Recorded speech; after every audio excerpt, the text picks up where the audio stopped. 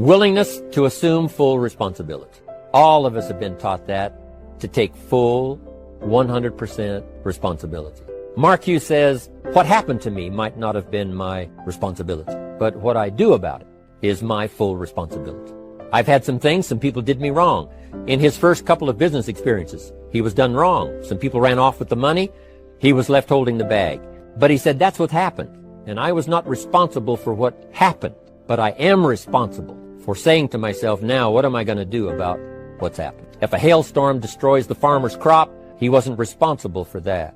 But his responsibility now begins when the hailstorm is over, when he asks the question of himself, what should I do now? Now that this catastrophe is over, now that the damage is done, now what should I do about it? And a philosophy I've taught all these years, it's not what happens to you that determines your future. It's what you do about what happens that determines your future.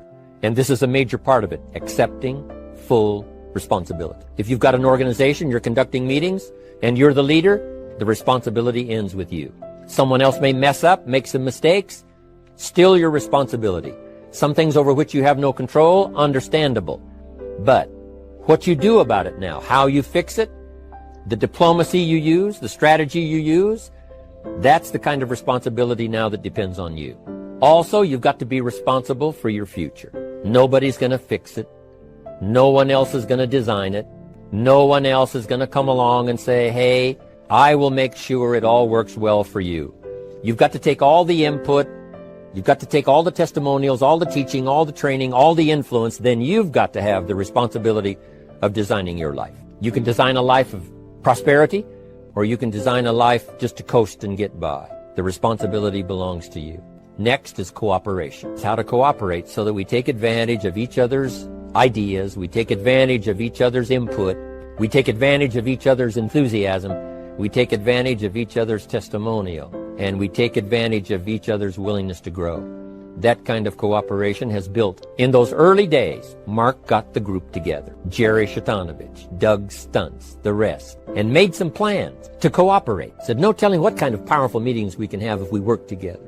No telling how many people we can affect, even right away, if we work together. You do this part, you do this part, I'll do this part, we'll make it work together, and we'll get the ball rolling. There's an ancient phrase that says, if 2 or 3 agree, nothing is impossible. If they agree on the same project, if they agree on the same vision, if they agree on how to get there, I'm telling you, nothing is impossible. Nothing can stand in their way. Just 2 or 3. Cooperation. That's why I'm here, wanting to do my part, HBN.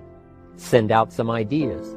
Give you some notes to take, something to think about and ponder, something to talk about with the people that you associate with and are building your business. That kind of cooperation is going to make this a powerful year. It'll get us to the 2 billion, 3 billion, 5 billion. But it'll get us to much more than just those numbers. It'll get us to a place of honor, respect, prestige, influence, feeling good about ourselves for the hard work that we're doing, cooperating with each other. I want to cooperate with you, helping build your business. We're on our way. We will have the billions. We'll have the stories. We'll have the experience. Now here's the last one. Napoleon Hill said, a major attribute is vision.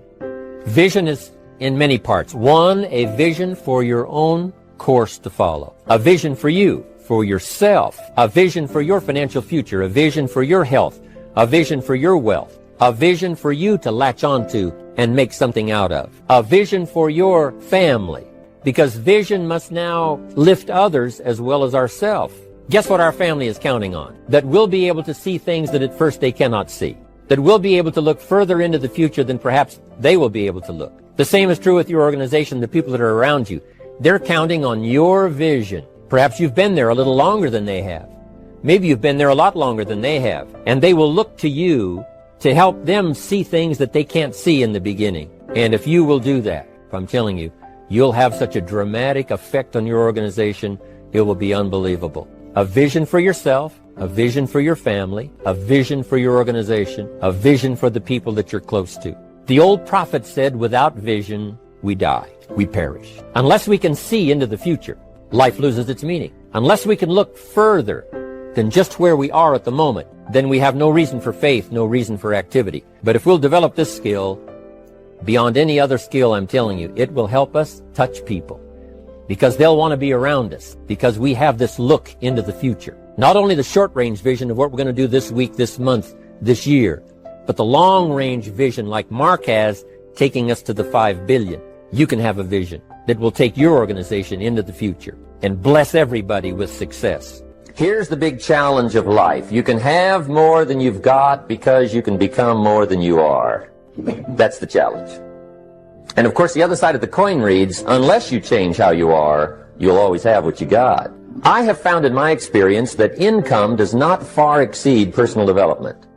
Now, sometimes income takes a lucky jump, but sure enough, unless you grow out where it is, it'll usually come back where you are. Life has strange ways. If somebody hands you $1 million, best you become a millionaire quickly, so you get to keep the money. Otherwise, sure enough, it'll disappear. Success is something you attract, not something you pursue. Success is looking for a good place to stay. So instead of going after it, you work on yourself. Personal development.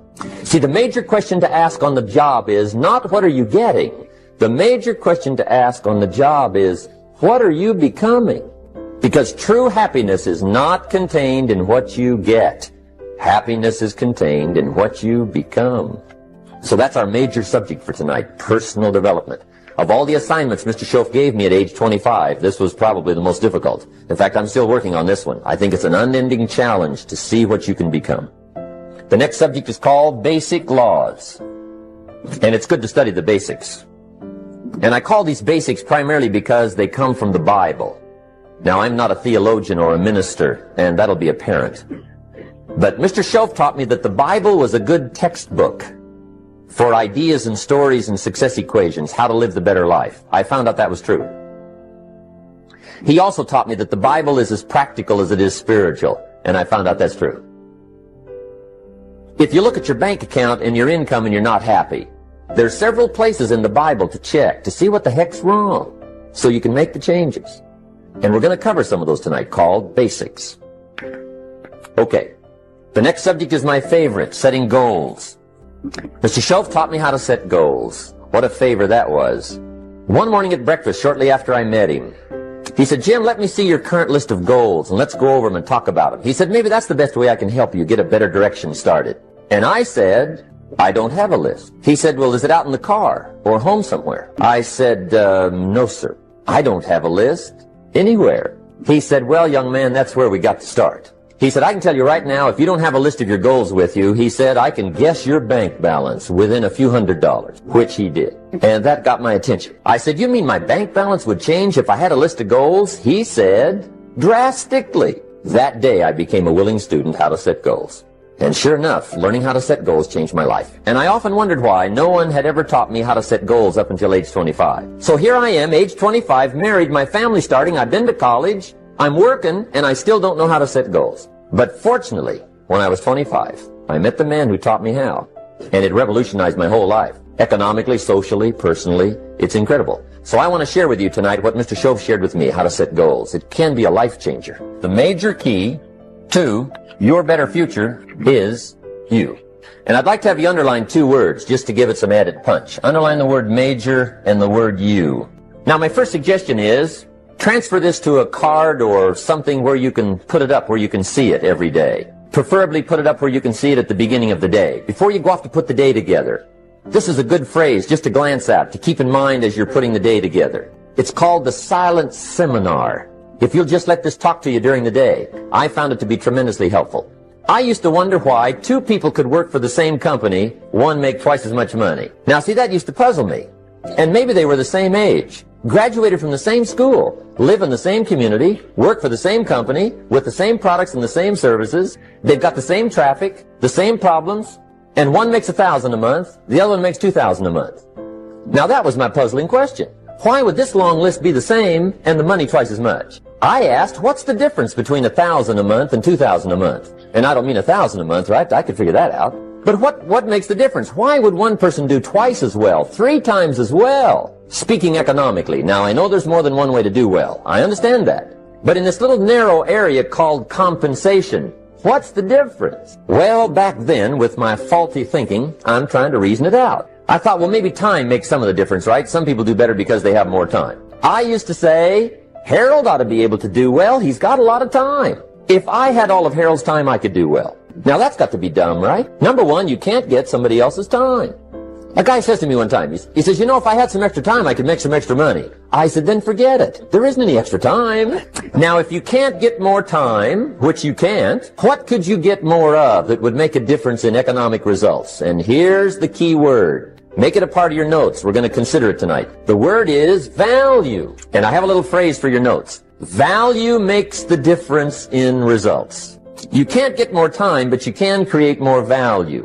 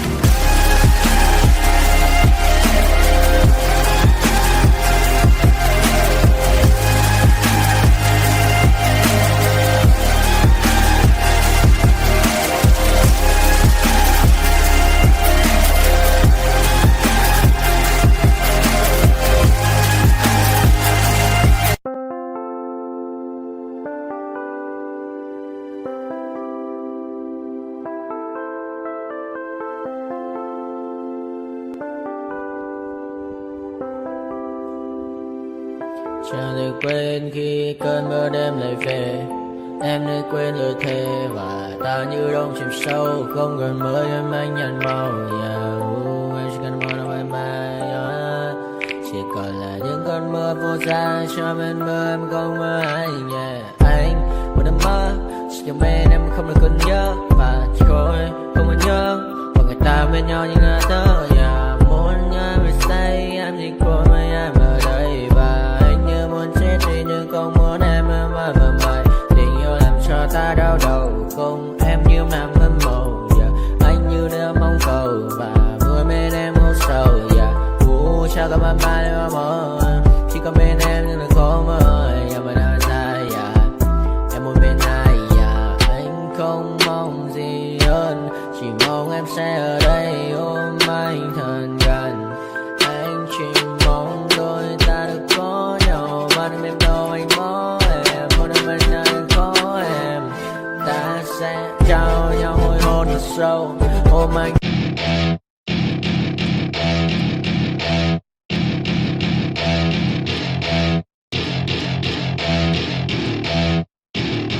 Welcome to my party, we're just getting started. A life is a dream or a nightmare scarring. Hand me a drink cause I think I'm going all in. Get me a shrink who can catch me when I'm falling. Cover up my scars, flip the handlebars. Crashing in my car, wake up in a bar. I'll be a superstar, just on my avatar. This world is so bizarre, empty out the reservoir.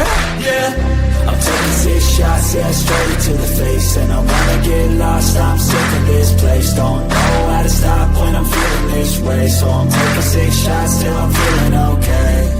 I think I'm going crazy. Don't think I'll get home safe. So I'm taking 6 shots, all straight to the face. I'm taking 6 shots, are you coming with me? I'm taking 6 shots, yeah, straight to the face. And I wanna get lost, I'm sick of this place. Don't know how to stop when I'm feeling this way. So I'm taking 6 shots till I'm feeling okay. I think I'm going crazy. Don't think I'll get home safe. So I'm taking 6 shots, all straight to the face. I'm taking 6 shots, are you coming with me? Sometimes you need to let loose, grab juice, get goose, tattoos, taboos, get screwed.